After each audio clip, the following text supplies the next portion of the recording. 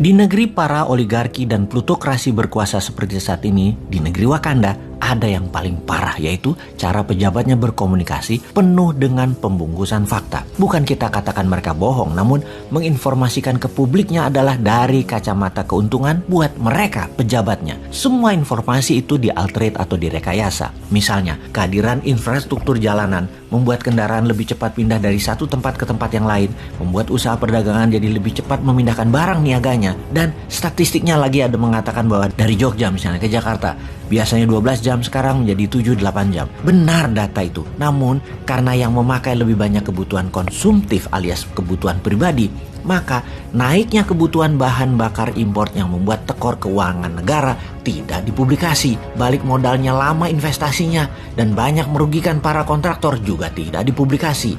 Ini maaf loh ya, cuman kritik bukan niat nyinyir, karena kita ingin memperbaiki cara bernegaranya, terutama komunikasi ke publik agar menjadi jujur, agar membuat masyarakat pintar, bukan membuat masyarakat bodoh. Kita semua tahu deh bahwa ada pejabat-pejabat di negeri yang saat ini memang disarankan mau jualan diri untuk menjadi kandidat presiden di tahun 2024 yang memang diprogram dan ditarget. Mereka itu salah satunya adalah SM, AH, ET, dan beberapa orang lagi yang didorong dan direstui untuk maju ke 2024. Karena itu mulailah siapapun, bukan para menteri incumbent tetapi para pejabat, mulailah menggunakan fasilitas jabatan untuk menjual diri kesuksesan, sampai award pun dibeli pakai anggaran Pemda dan anggaran departemen. Gak peduli mereka. Jadi apa yang mereka lakukan? Ya mengelola data ke publiknya demi kepentingan mereka, yaitu semua hal dibuat dramatis sampai lebay, bahkan over berlebih-lebihan sekalipun. Gak peduli mereka, toh rakyatnya bodoh. Misalnya kasus penerimaan pajak kali ini ya, bukan main, sangat dramatis. Kalah drama Korea, sangat bersejarah. Terlampir fakta, data, target pajak dan pencapaiannya di setiap tahunnya. Di 2016 targetnya 1,539 triliun, realisasinya 1,284 triliun. 2017 targetnya 1,45 triliun, realisasinya 1,339. Tahun 2018 targetnya 1,424 triliun, realisasinya 1,315. Tahun 2019 targetnya 1,577, realisasinya 1,332 triliun. Tahun 2020 targetnya 1,198 triliun, realisasinya 1,069. Kemudian tahun 2021 targetnya 1,229 triliun, realisasinya 1,23 triliun, 100%. Tahun 2021 ini bersejarah. Untuk pertama kalinya setelah bertahun-tahun, realisasi penerimaan pajak 100% lebih.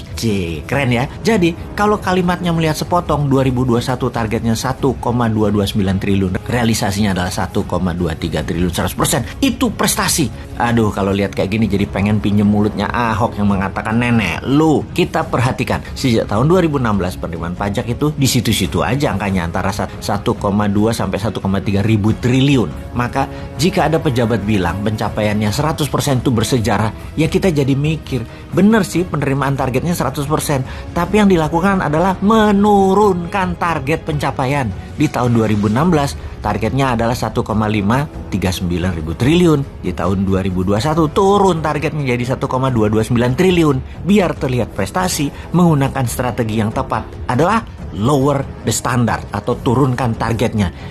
Berhasil deh memenuhi target 100%. Kalau mau lebih berprestasi, nanti tahun 2022 target turunin pajaknya jadi 1.000 triliun aja. Langsung pertama kali dalam sejarah kelebihan menerima pajaknya. Gue mangkel kalau udah kayak gitu tuh. Tapi ada satu hal yang saya apresiasi, yaitu para petugas pajak di bawahnya yang memang bekerja ekstra keras dan patut diacungi jempol.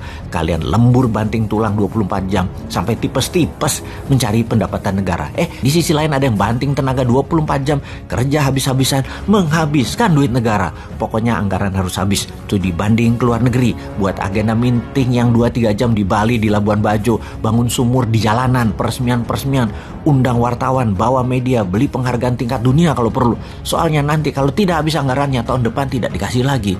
Sungguh, itulah sisi belanja yang tidak bisa ditekan, malah dihambur-hamburkan untuk hal yang tidak produktif. Belanja negara ternyata tidak bisa dikurangi, malah naik. Karena itu, kalau mau jujur harusnya memberitakannya bukan keberhasilan 100% pencapaian pajak, tetapi anggaran belanja yang terbesar sejarah. Gapnya harus diakui bahwa selisih tahun 2022 adalah hampir 900 triliun, adalah terburuk sepanjang sejarah, dan menutupinya pakai hutang. Tapi kan nggak mungkin, itu kan mencoreng gelar terbaiknya yang nggak bakal dilakukan lah. Nulis berita kok jujur, bodoh namanya. Punya jabatan, punya uang anggaran, dan punya dukungan mayoritas penduduk, ya harus dimanfaatkan toh. Demi populer, berita ya harus dikemas, dibalik-balik berdasar fakta, tapi dibuat dari sisi yang menguntungkan pejabatnya. Demi 2024, herannya masyarakat pendukungnya masih mayoritas. Kalau kita memberitahu kebenaran yang sebenarnya, dikatakan anti pemerintah. Cuk, ini nggak anti pemerintah, ini anti pembalikan fakta yang tidak mendidik otakmu.